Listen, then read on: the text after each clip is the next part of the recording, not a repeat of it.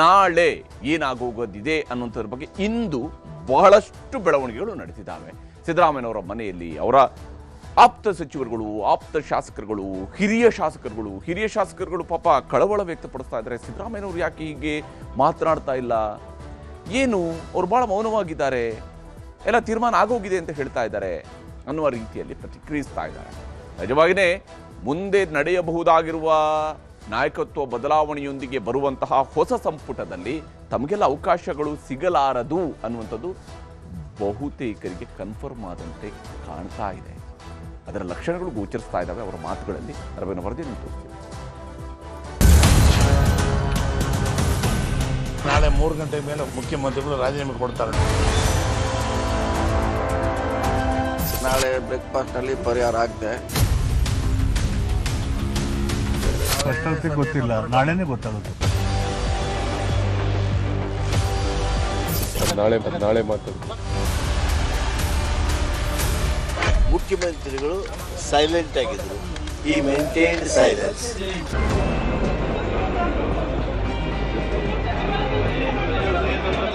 ಬಜೆಟ್ನಲ್ಲೂ 17 ಬಾರಿ ಬಜೆಟ್ ಮಂಡಿಸಿದ ದಾಖಲೆ ರಾಮಯ್ಯ. ಬರೋಬ್ಬರಿ 8 ವರ್ಷ 8 ದಿನಗಳ ಕಾಲ ಆಡಳಿತ ಮಾಡೋದರಲ್ಲೂ ದಾಖಲೆ ರಾಮಯ್ಯ. ದಾಖಲೆಗಳ ಸರದಾರ ಜನಪ್ರಿಯ ನಾಯಕ ಸಿದ್ದರಾಮಯ್ಯ ಸಿಎಂ ಸ್ಥಾನಕ್ಕೆ ರಾಜೀನಾಮೆ ನೀಡೋ ಹೊಸ್ತಿಲಲ್ಲಿದ್ದಾರೆ. ನಾಳೆ ಮಧ್ಯಾಹ್ನದ ನಂತರ ರಾಜ್ಯಪಾಲರ ಕಚೇರಿಗೆ ಹೋಗಿ ಸಿಎಂ ರಾಜೀನಾಮೆ ನೀಡಲಿದ್ದಾರೆ.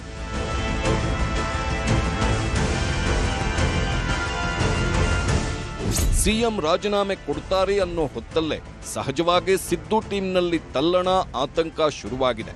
ದೆಹಲಿಯಿಂದ ಬರುತ್ತಲೇ ರಾತ್ರಿ 1 ಸುತ್ತಿನ ಮಾತುಕತೆ ಇತ್ತು. ಬೆಳಿಗ್ಗೆಯೂ ಕೂಡ ಆಪ್ತರ ದಂಡು ಸಿಎಂ ಮನೆ ಸೇರಿತ್ತು. 12 ಸಚಿವರು, 25 ಶಾಸಕರು, 8 ಎಂಎಲ್ಸಿಗಳು ಭಾಗಿಯಾಗಿದ್ದರು. ಪಿಎಸ್ ಗನ್ಮ್ಯಾನ್ ಹೊರಗಿಟ್ಟು ಪ್ರತ್ಯೇಕವಾಗಿ ಮಾತುಕತೆ ನಡೆಸಿದ್ರು. ರಾಜೀನಾಮೆ ನಿರ್ಧಾರದ ಬಗ್ಗೆ ಸಿಟ್ಟು ಹೊರಹಾಕಿದ್ರು.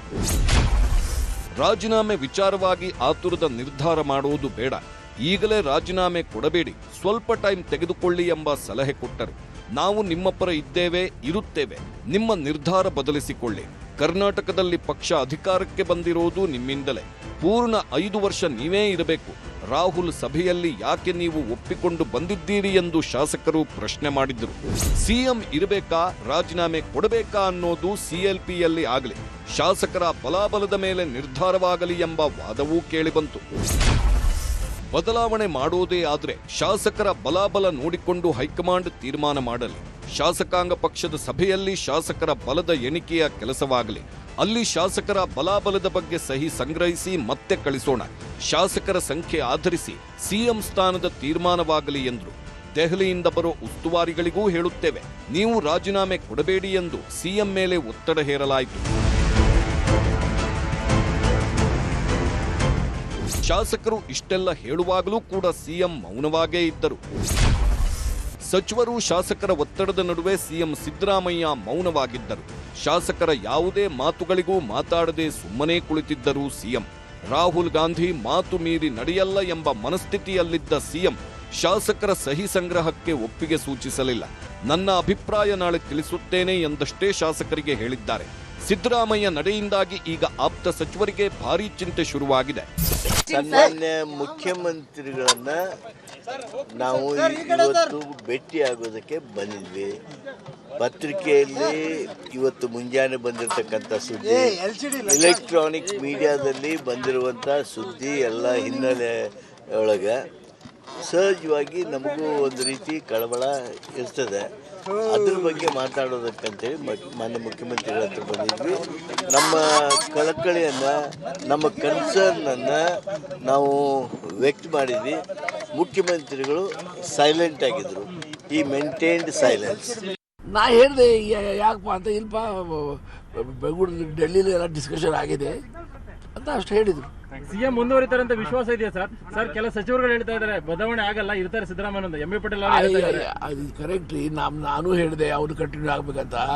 ಅವ್ರು ಆಗ್ಬೇಕಲ್ಲ, ನಮ್ಗೇನು ಗೊತ್ತು, ಅವ್ರು ಆಗ್ಬೇಕಲ್ಲ. ನಿಮ್ಗೆ ಶಾಕಿಂಗ್ ನ್ಯೂಸ್ ಸರ್ ಇದು? ಶಾಕ್ ಏನಿಲ್ಲ, ಶಾಕ್ ಐತೇನೆ. ನನ್ನ ಶಾಕ್ ಹೇಗೆ ಆಗ್ಬೇಕು? ರಾಜಕಾರಣದಲ್ಲಿ 50 ವರ್ಷದಿಂದ ಇದ್ದೇನೆ, ಇದೆಲ್ಲ ನೋಡ್ತಾ ಬಂದಿದ್ದೇನೆ ನಾನು, ಗೊತ್ತಲ್ಲ. ಡಿ ಕೆ ಶಿವಕುಮಾರ್ ಕ್ಯಾಬಿನೆಟ್ ಅಲ್ಲಿ ಆರ್ ದೇಶಪಾಂಡೆ ಮಂತ್ರಿ ಆಗ್ತಾರ ಸರ್? ನನಗೇನು ಗೊತ್ತಿಲ್ರಿಪ್ಪ. D K Shivakumar if is chosen chief minister, ಅವ್ರ ಟೀಮು ಅವ್ರು ಡಿಸೈಡ್ ಮಾಡಬೇಕಲ್ಲ. ರಾಜೀನಾಮೆ ನೀಡಲು ಹೈಕಮಾಂಡ್ ಮುಂದೆ ಸಿದ್ದರಾಮಯ್ಯ ಹಲವು ಷರತ್ತುಗಳನ್ನು ಹಾಕಿದ್ದಾರೆ ಎನ್ನಲಾಗಿದೆ.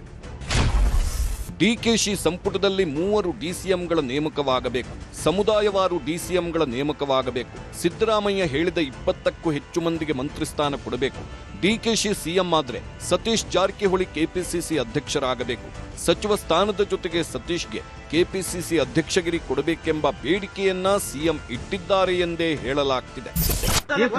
ಗೊಂದಲಕ್ಕೆ ಸುರ್ಜಿವಾಲಾ ಅವರು ಇವತ್ತು ಅಥವಾ ನಾಳೆ ಅವರು ಪ್ರೆಸ್ ಕಾನ್ಫರೆನ್ಸ್ ಕರಿಬಹುದು ಅಥವಾ ನಿಮ್ಮನ್ನು ಕರೆಸಿ ಹೇಳ್ಬೋದು. ಅದಕ್ಕೆ ಒಂದು ತೆರೆ ಬೀಳುತ್ತೆ. ಮುಖ್ಯಮಂತ್ರಿಗಳ ಬ್ರೇಕ್ಫಾಸ್ಟ್ ನಂತರ ಬಹಿರಂಗ ಆಗ್ತದೆ, ಅಲ್ಲಿವರೆಗೆ ವೇಟ್ ಮಾಡ್ಬೇಕಷ್ಟೇ. ಅವರೇ ಹೇಳ್ತಾರೆ ಏನ್ ಚರ್ಚೆ ಆಗಿದೆ, ಏನ್ ಮಾಡ್ಲಿಕ್ಕೆ ಕೊಟ್ಟಿದ್ದಾರೆ, ಪಕ್ಷದ ಬಗ್ಗೆ ಸುದೀರ್ಘವಾಗಿ ನಾಳೆ ಹೇಳ್ತಾರೆ.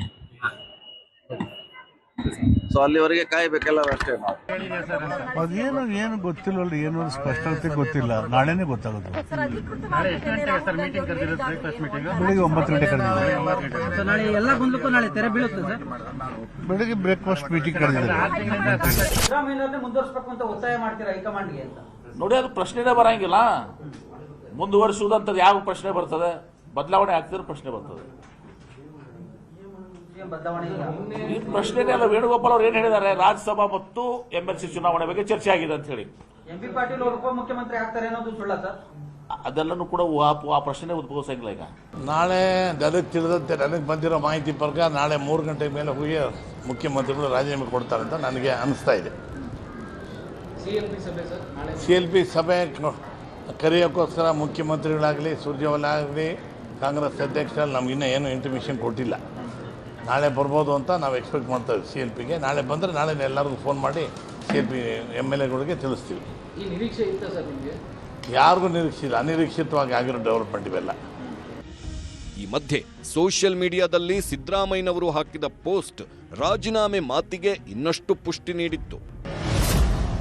ಎಕ್ಸ್ನಲ್ಲಿ 3 ವರ್ಷದ ಸಾಧನೆ ಮೆಲುಕು ಹಾಕಿದ ಸಿದ್ದರಾಮಯ್ಯ, ಸರ್ಕಾರದ ಪ್ರತಿಯೊಂದು ಶ್ರೇಯವನ್ನ ಕನ್ನಡಿಗನಿಗೆ ಅರ್ಪಿಸುತ್ತೇವೆ, ಕೊಟ್ಟ ಮಾತಿಗೆ ಬದ್ಧರಾಗಿ ನುಡಿದಂತೆ ನಡೆದ ಬದ್ಧತೆ ನಮಗಿದೆ, 5 ಗ್ಯಾರಂಟಿ ಜಾರಿ ಮಾಡಿ ಪ್ರತಿ ಮನೆಗೆ ತಲುಪಿಸಿದ್ದೇವೆ, ಅನ್ನಭಾಗ್ಯ ಯೋಜನೆ ಕೋಟ್ಯಾಂತರ ಕುಟುಂಬಕ್ಕೆ ಪೌಷ್ಟಿಕ ಆಹಾರ ಭದ್ರತೆ ನೀಡಿದೆ, ಇದುವರೆಗೂ ಅನ್ನಭಾಗ್ಯಕ್ಕೆ 18,897 ಕೋಟಿ ರೂಪಾಯಿ ಹಣ ವ್ಯಯಿಸಲಾಗಿದೆ, 4.26 ಕೋಟಿ ಪಡಿತರದಾರರು 3 ಹೊತ್ತು ನೆಮ್ಮದಿಯಿಂದ ಊಟ ಮಾಡುತ್ತಿದ್ದಾರೆ ಎಂದು ಗುಣಗಾನ ಮಾಡಿದ್ರು.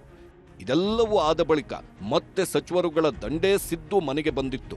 ಜಾರ್ಜ್, ಸತೀಶ್, ಮಹದೇವಪ್ಪ, ಶಿವರಾಜ್ ತಂಗಡಗಿ ಬಂದಿದ್ರು. ಎಲ್ಲರೊಟ್ಟಿಗೆ ಸಿಎಂ ನೇರವಾಗಿ ವಿಧಾನಸೌಧಕ್ಕೆ ಬಂದ್ರು. ಕಾರಿನಲ್ಲಿ ಕೂತಿದ್ದ ಸಿದ್ದರಾಮಯ್ಯ ಸಿಳ್ಳೆ ಹೊಡೆಯುತ್ತಲೇ ಬಂದು ವಿಧಾನಸೌಧಕ್ಕೆ ಎಂಟ್ರಿ ಕೊಟ್ಟಿದ್ದು ಗಮನ ಸೆಳೆಯಿತು.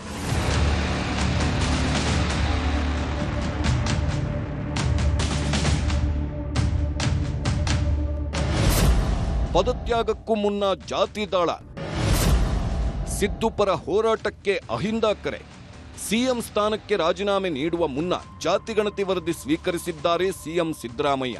ಹಿಂದುಳಿದ ವರ್ಗಗಳ ಆಯೋಗದಿಂದ ವರದಿ ಸ್ವೀಕರಿಸಿದ್ದಾರೆ. ಸಿಎಂ ಸ್ಥಾನದ ಪದತ್ಯಾಗಕ್ಕೂ ಮುನ್ನ ವರದಿ ಅಂಗೀಕಾರ ಮಾಡಲಿದ್ದಾರೆ. ಯಾವ ಆತುರನೂ ಇಲ್ಲ. ನಾನು ನಿಮ್ಗೆ ಹೇಳಿದ್ದು 1 ತಿಂಗಳ ಹಿಂದೆನೇ ರೆಡಿ ಆಗಿತ್ತು.